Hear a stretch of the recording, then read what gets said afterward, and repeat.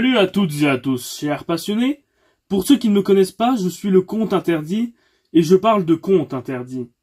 S'il y a bien une chose que j'ai remarqué en me baladant sur les réseaux sociaux et en tant qu'administrateur d'un incroyable groupe Facebook, c'est que beaucoup de personnes qui désirent se lancer dans les contes interdits ont du mal à se repérer et se posent pas mal de questions à ce sujet. C'est pour cette raison que j'ai décidé aujourd'hui de sortir un guide quasiment parfait à propos de cette merveilleuse collection, en espérant qu'il me permette d'éclairer la lanterne de plus d'un fan. La vidéo se divisera en 7 importantes parties. Qu'est-ce qu'un conte interdit? Qu'est-ce qu'un livre dans l'univers des contes interdits? Quelles sont les différentes maisons d'édition et les différences entre elles? Quel est l'ordre de lecture? C'est quoi la petite fille aux allumettes? Tout savoir sur l'adaptation live prévue à son effet? Et un petit point sur Hansel et Gretel.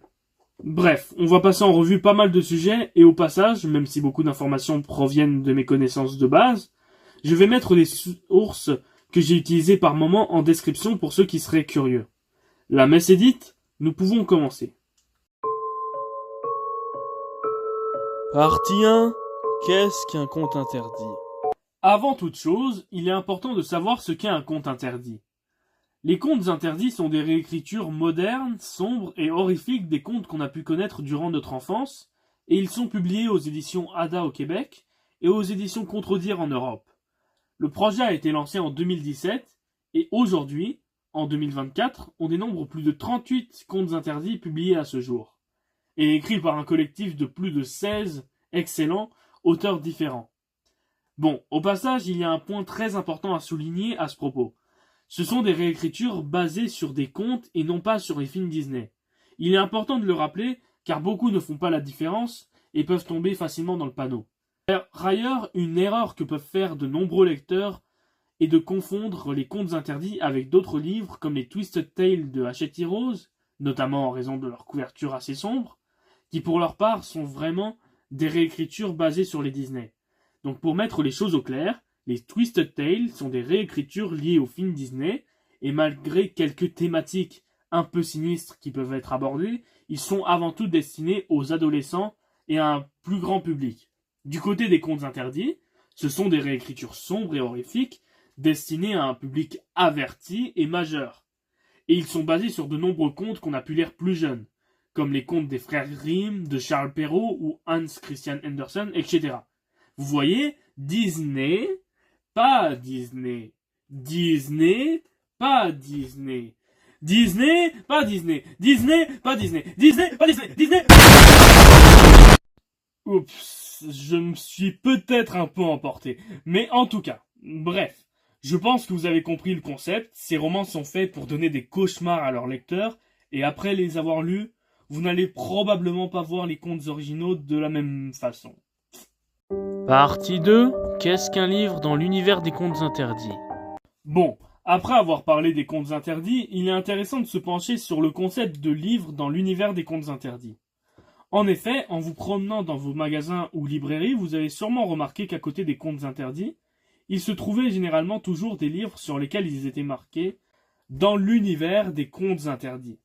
Et certains d'entre vous se sont sans doute déjà demandé ce que ces livres représentaient. Eh bien, ce n'est pas sorcier.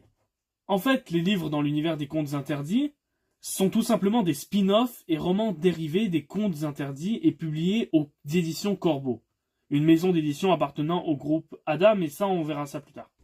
Pour faire simple, ce sont des livres qui servent à enrichir l'univers d'un conte en particulier en mettant en avant un personnage secondaire de celui-ci. Par exemple, pour Pinocchio, il existe Jim, le poète vagabond, dans lequel on va suivre Jim, un personnage présent dans le conte interdit. Souvent, il existe deux types de scénarios pour les livres de cette série. Soit ils vont servir de prémisse à l'histoire originale, et dans ce cas, on va souvent découvrir l'histoire et les origines d'un personnage secondaire mis en avant.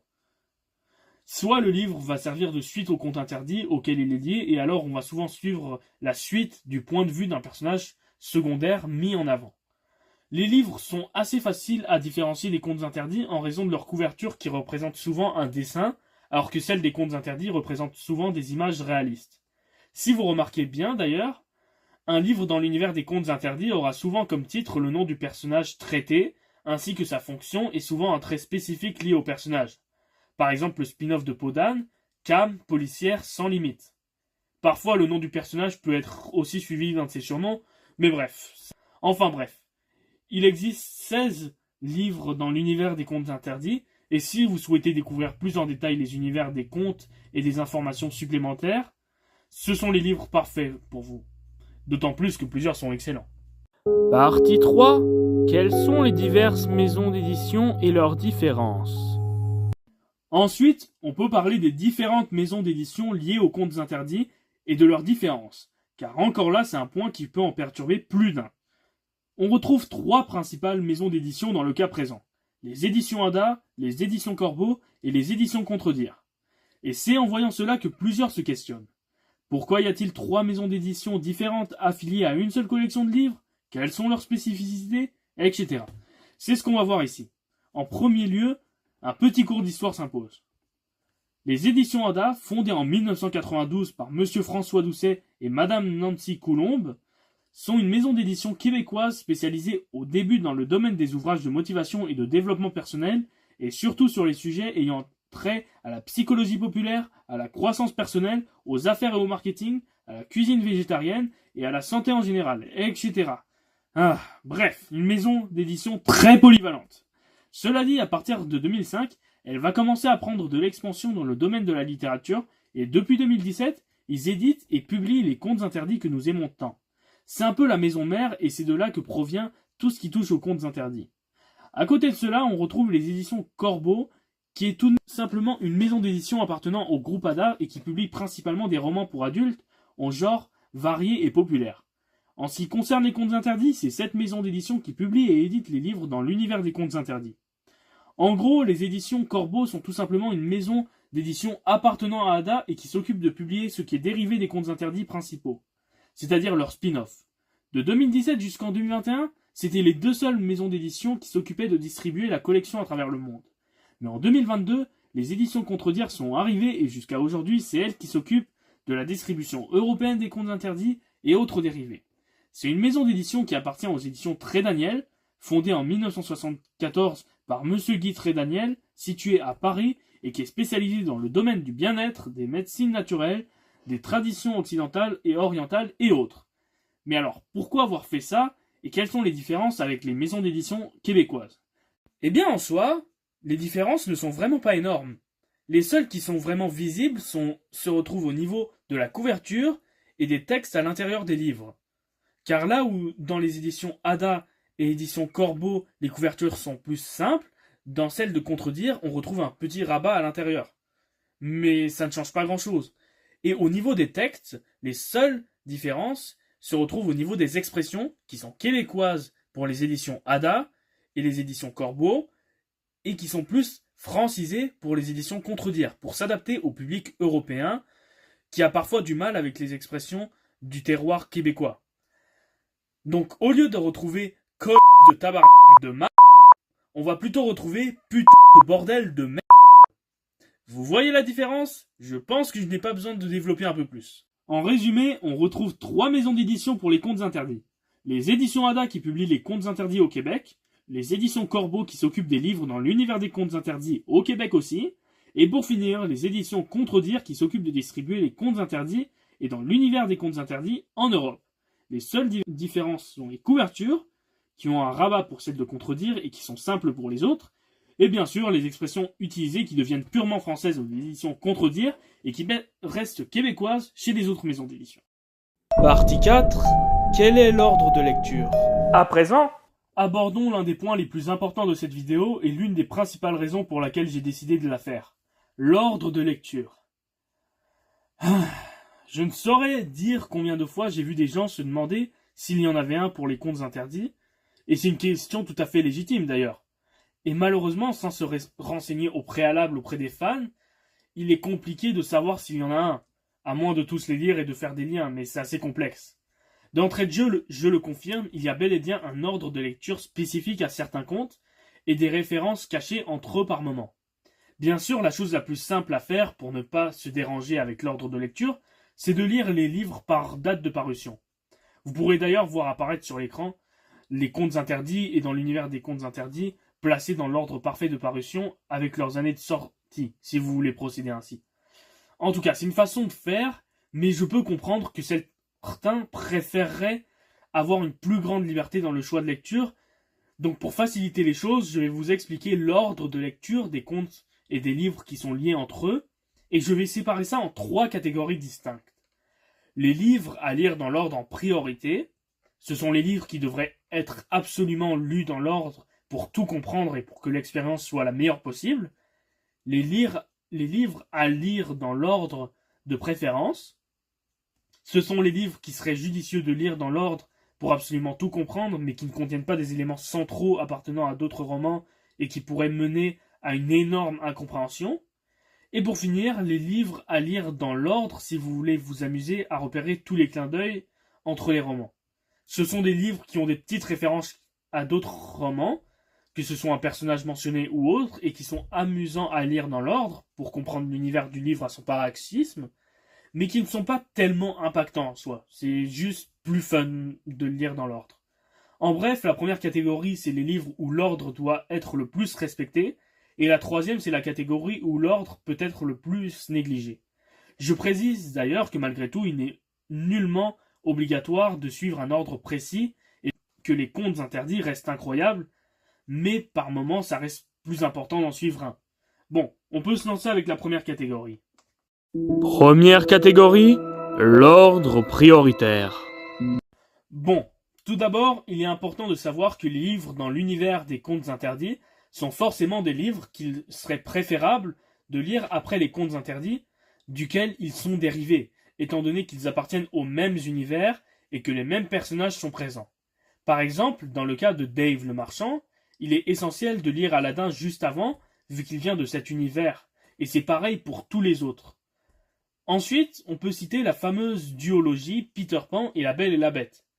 La Belle et la Bête est tout simplement la suite directe de Peter Pan, et il est préférable de les lire un après l'autre si vous ne voulez pas avoir l'impression d'avoir raté quelque chose. Même logique pour la quadrilogie Hansel et Gretel, Boucle d'Or, Le Petit Poucet et Bastien et Matisse, qui doivent absolument se lire dans cet ordre-là étant donné qu'ils se suivent et se déroulent dans le même univers. Pour un cas un peu plus complexe, on retrouve le cas d'Étienne Démasqué, qui est la suite du Magicien d'Oz, mais qui doit aussi avoir été lu après Jim le poète vagabond, qui est dérivé de Pinocchio. En fait, même si entre Pinocchio, Jim et le Magicien d'Oz il n'y a pas de lien, eh bien Étienne les relie tous ensemble et sans avoir lu Jim au préalable, il y a une grosse partie de l'intrigue qui peut être perdue. Donc le mieux est d'enchaîner Pinocchio, Jim, le Magicien d'Oz et Étienne. Le cas de Dr. Ward est assez similaire, car malgré qu'il soit censé être lié principalement à La Belle au bois dormant, L.P. Sicard fait tellement de liens entre ses contes et s'est créé un univers tellement énorme qu'il serait préférable de tous les lire dans l'ordre de parution dans sa situation. Mais bon, s'il y a bien un ordre de lecture essentiel en ce qui le concerne, c'est de lire Blanche-Neige et La Belle au bois dormant, ils peuvent être interchangés, puis Scrooge, et pour finir Dr. Ward, car beaucoup d'éléments des livres précédemment cités sont liés à celui-ci. En ce qui concerne la première catégorie, c'est à peu près tout. C'était la partie la plus importante. Deuxième catégorie, l'ordre secondaire. Poursuivons avec la catégorie intermédiaire et les ordres de lecture que je vous conseillerais tout de même de suivre. On va débuter en parlant de Baba Yaga, la princesse au petit pois et leurs 2 spin-offs, Red le cavalier rouge et Alcide le bourreau. Alors en fait, il faut savoir que tous ces livres se déroulent dans le même univers et que les 2 contes interdits ont été écrits dos à dos. C'est-à-dire que les auteurs se sont concertés par moments et ont écrit leurs livres quasiment en même temps, ce qui s'explique par le fait que José Marcotte et Dominique Bellavance sont de très bons amis dans la vraie vie.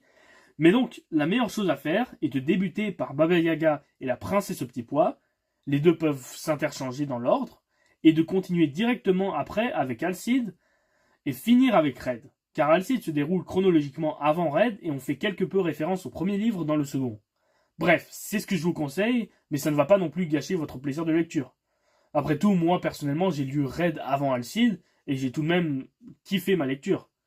À côté de ça, on a Le Petit Prince, qu'il serait intéressant de lire directement après Dr. Ward, car il se déroule directement après les événements du premier.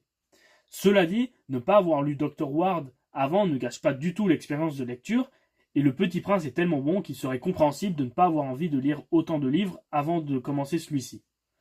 Restons sur L.P. Sicard et parlons de Scrooge. Je vous conseille grandement de lire Blanche-Neige ainsi que La Belle au bois dormant avant celui-ci. Je l'avais déjà indiqué implicitement dans la première catégorie en disant qu'il fallait lire les 3 avant Dr. Ward, mais je le redis, il y a un passage extrêmement intéressant qui fait référence aux 2 livres dans Scrooge. Donc je vous conseille de respecter cet ordre.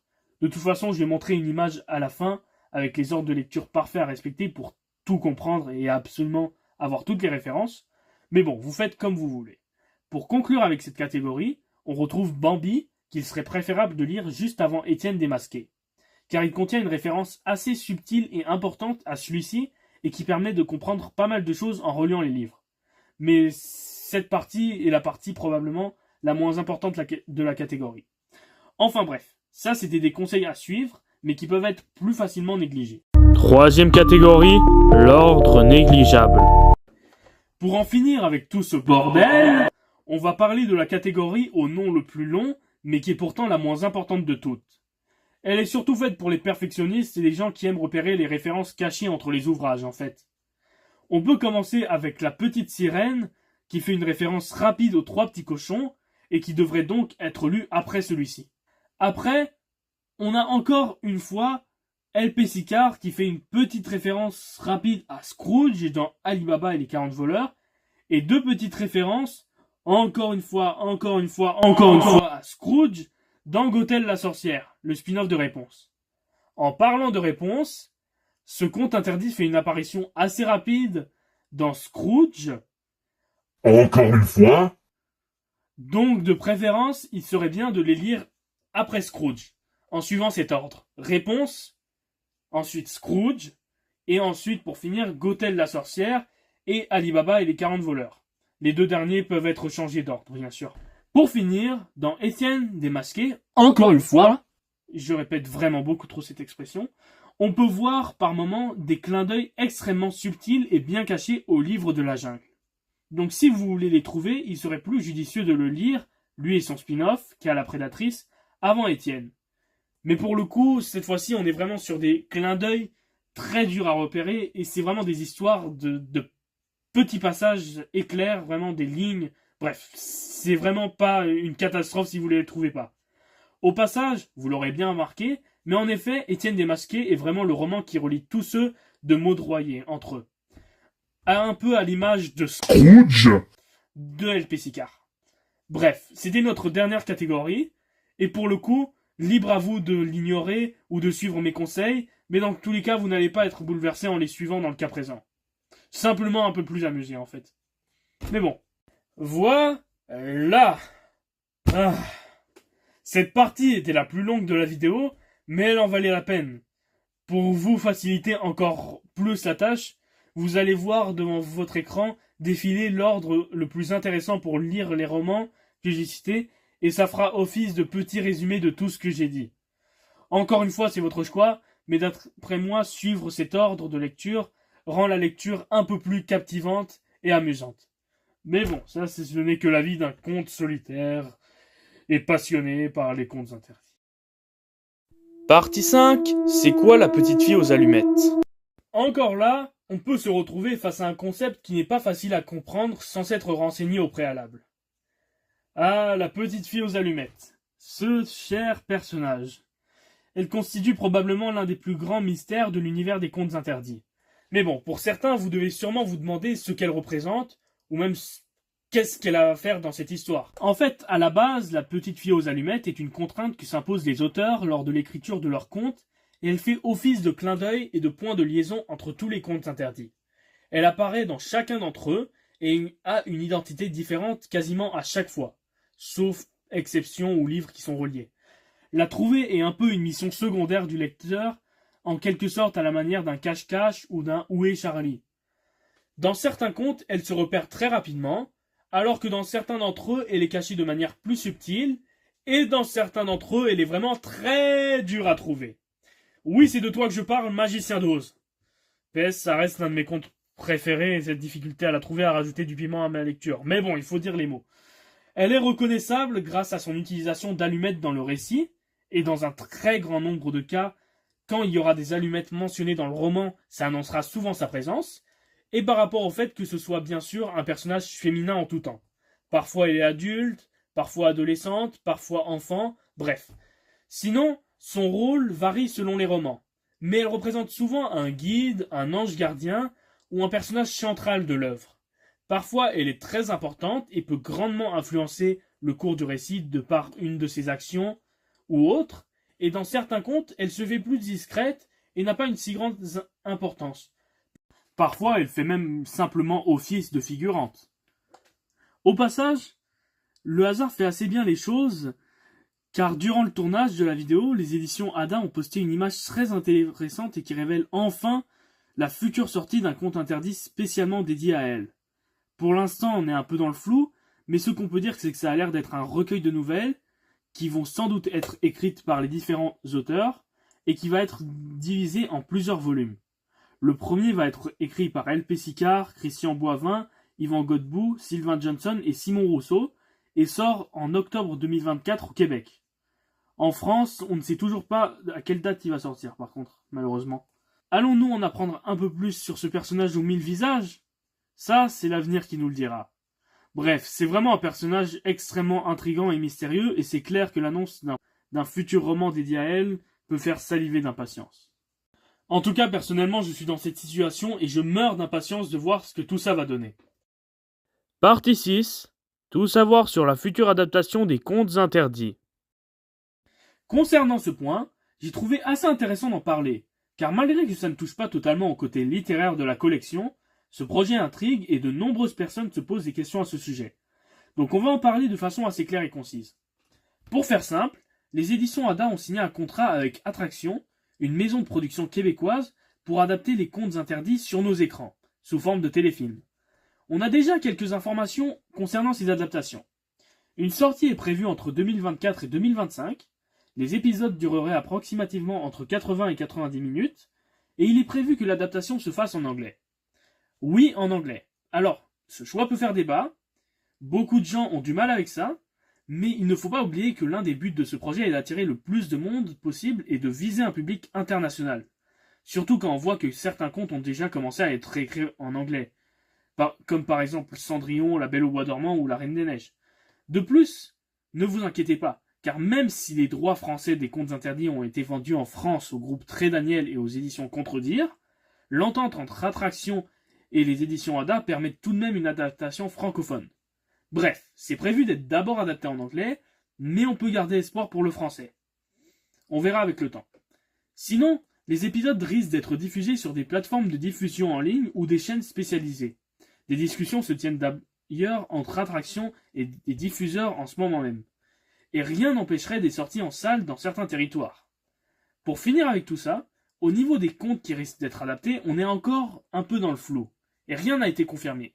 Cela dit, selon Richard Jean-Baptiste, le vice-président et producteur exécutif chez Attraction, ils se pencheront probablement sur des contes qui mettent en avant la nordicité et le bon vieux climat canadien. Ce qui fait que La Reine des Neiges et La Belle au Bois dormant pourraient être visés. Bon, sinon Hansel et Gretel risquent de ne pas être directement adaptés en raison de toute la situation médiatique auquel il a fait face. Mais ça, on verra ça plus tard.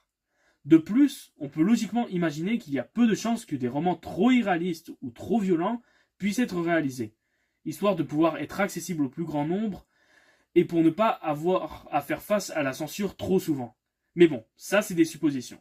Bref, c'est un projet qui paraît très intéressant, et même si pour l'instant on n'a pas plus d'informations à se mettre sous la dent, le projet avance sans doute dans l'ombre, et on peut vraiment avoir hâte de voir ce que ça va donner. Partie 7. Petit point sur Hansel et Gretel. Pour finir avec ce guide qui commence à être rempli à ras-bord, je tenais à parler d'Hansel et Gretel, plus spécifiquement. Car c'est un conte qui attire beaucoup de monde et sur lequel beaucoup se posent des questions. Alors, avant toute chose, je tiens à préciser que je ne parlerai pas de la terrible affaire liée à ce roman, car je pense que l'auteur mérite un peu de respect et qu'il a déjà assez entendu parler de ça. Mais pour les curieux, je laisserai un article en description qui résume assez bien les faits. En tout cas, le livre a été publié en 2017 et a été l'un des premiers contes interdits à sortir. Suite à ce fameux scandale, il a été retiré du marché pendant un certain temps et en 2021, une réédition est sortie aux éditions Corbeau. Et c'est là que les interrogations surviennent.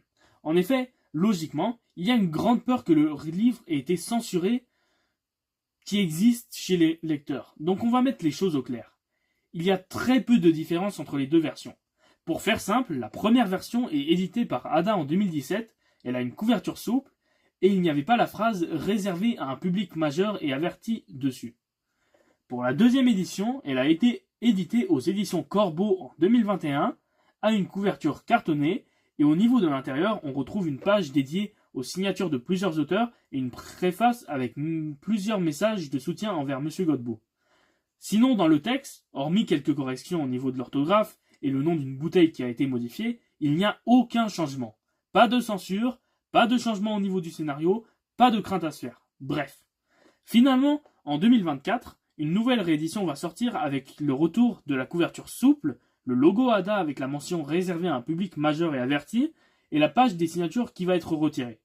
Bref, tout ça pour dire qu'il existe 3 versions du livre au Québec, et que malgré tous les problèmes liés à ce livre, les rééditions sont parfaitement valides et elles ne gâcheront en rien le plaisir de découvrir cette pépite. Et ça, c'est une belle victoire.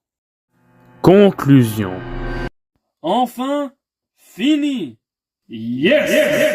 Ce fut long, mais pour ceux qui sont arrivés jusqu'à la fin de la vidéo, j'ai l'honneur de vous annoncer que vous connaissez enfin quasiment tout ce qu'il faut savoir sur cette collection. Et vous êtes fin prêts à vous lancer dans cette sinistre aventure. Pour ceux qui avaient déjà entamé ce voyage, j'espère que la vidéo vous aura malgré tout appris des choses que vous ignoriez, et pour les autres, je vous remercie sincèrement d'être tout de même restés jusqu'au bout.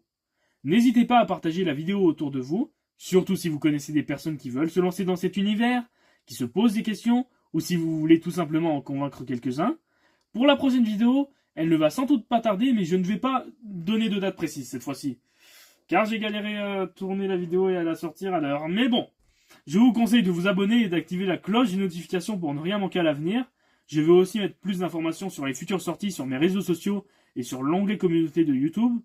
Vous pouvez liker la vidéo si elle vous a plu et mettre un commentaire pour donner votre avis, pour me faire des suggestions ou autre. Sur ce, je vous souhaite de passer une bonne journée ou soirée, et n'oubliez pas que tout ce qui touche au domaine de l'interdit compte énormément pour le compte. Ha ha ha.